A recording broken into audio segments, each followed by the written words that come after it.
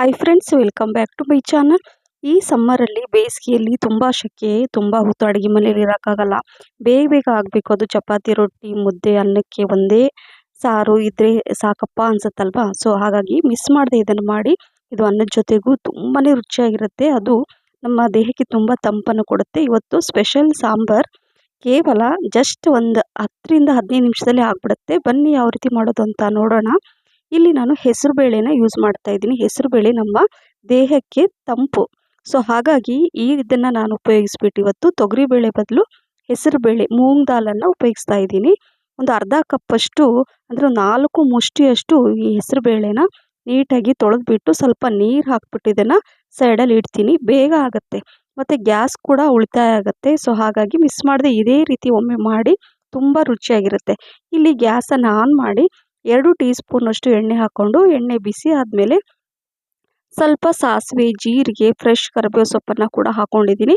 ಸ್ವಲ್ಪ ಜಾಸ್ತಿ ಬೆಳ್ಳುಳ್ಳಿನ ಈ ಥರ ಜಜ್ಜಿಬಿಟ್ಟು, ಸ್ವಲ್ಪ ತುಂಬ ಪೇಸ್ಟ್ ಮಾಡ್ಕೋಬಾರ್ದು, ಬೆಳ್ಳುಳ್ಳಿ ಹಾಕ್ಕೊಂಡು ಸ್ವಲ್ಪ ಕಲರ್ ಚೇಂಜ್ ಆದಮೇಲೆ ಒಂದು ಈರುಳ್ಳಿ ಈ ಥರ ಉದ್ದಕ್ಕೆ ಕಟ್ ಮಾಡಿ ಇದನ್ನು ಹಾಕ್ಕೊಂಡು ಹಸಿ ವಾಸನೆ ಹೋಗೋ ತನಕ ಇದನ್ನು ಫ್ರೈ ಮಾಡ್ಕೋಬೇಕು. ಸ್ವಲ್ಪ ಕಲರ್ ಚೇಂಜ್ ಆದಮೇಲೆ 2 ಟೊಮೊಟೊ ಹಣ್ಣು ಕಟ್ ಮಾಡಿ ಇದರಲ್ಲಿ ಹಾಕ್ಕೊಂಡಿದ್ದೀನಿ.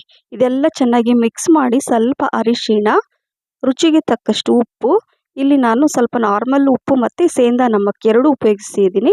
ಸೊ ನೀವು ಯಾವುದಾದ್ರೂ ಅದನ್ನು ಹಾಕ್ಕೊಳ್ಳಿ.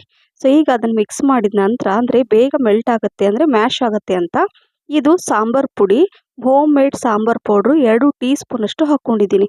ಇದರ ಲಿಂಕ್ ಏನಾದರೂ ಬೇಕಾದರೆ ಕಮೆಂಟ್ಸಲ್ಲಿ ಲಿಂಕ್ ಅಂತ ಹಾಕಿ, ಅದರ ಲಿಂಕು ಕೂಡ ನಿಮಗೆ ಶೇರ್ ಮಾಡ್ತೀನಿ.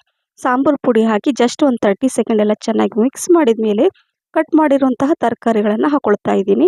1 ಕಪ್ಪಷ್ಟು ಕ್ಯಾರೆಟ್, 1 ಕಪ್ಪಷ್ಟು ಬೀನ್ಸ್, ಹಾಗೆ ಸ್ಮಾಲ್ ಕಪ್ಪಲ್ಲಿ 1 ಕಪ್ಪಷ್ಟು ನವಿಲು ಕೋಸನ್ನು ಹಾಕ್ಕೊಂಡಿದ್ದೀನಿ. ಅಥವಾ ನಿಮ್ಗೆ ಯಾವ ತರಕಾರಿ ಇಷ್ಟ ಆಗುತ್ತೋ ಆ ತರಕಾರಿಗಳನ್ನು ಹಾಕೋಬೋದು.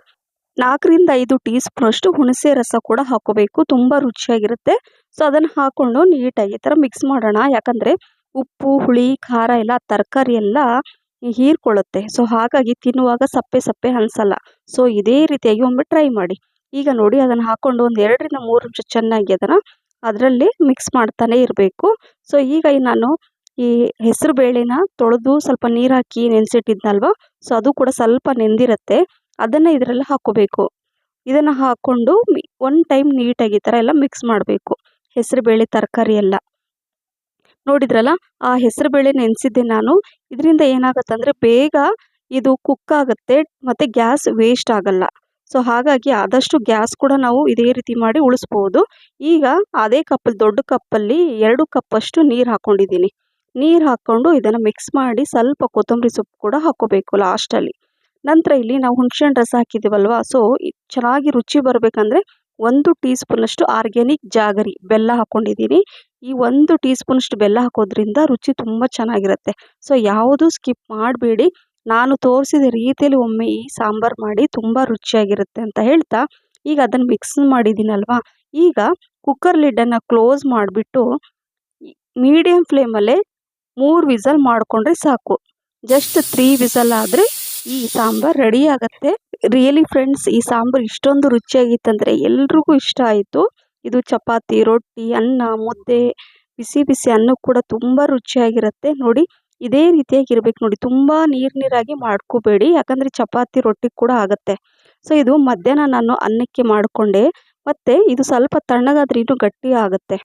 ಸೊ ಹಾಗಾಗಿ ಇದೇ ರೀತಿಯಾಗಿ ಮಾಡ್ಕೊಳ್ಳಿ. ರಾತ್ರಿ ನೀವು ಚಪಾತಿ, ಮುದ್ದೆ ಅಥವಾ ರೊಟ್ಟಿ ಕೂಡ ಇದು ಪರ್ಫೆಕ್ಟಾಗಿ ಆಗುತ್ತೆ. ಸೊ ಹಾಗಾಗಿ ಮಿಸ್ ಮಾಡದೆ ಮಾಡಿ ಅಂತ ಹೇಳ್ತಾ, ಈ ರೆಸಿಪಿ ನಿಮಗೆ ಇಷ್ಟ ಆಗಿದೆ ಅಂತ ಅಂದ್ಕೊಂಡಿದ್ದೀನಿ ಫ್ರೆಂಡ್ಸ್.